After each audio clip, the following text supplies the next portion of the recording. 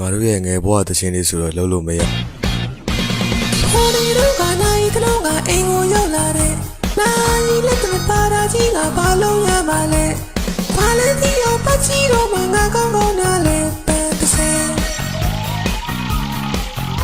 ပုံစံမျိုးဆောင်ထိုင်ငါပြောတာတကယ်ကိုမိုက်ပါတဲ့ညံကိုမီးတော်မကောင်းကောင်းကောင်းလဲသိဆုံးတဲ့လက်လေးပဲနဲ့ပြတ်စားတော့မင်းတို့ထားရိုက်တဲ့ပန်းတစ်ဆယ်Sabi ya tayo, pero kung sa iyo yung yara, baby,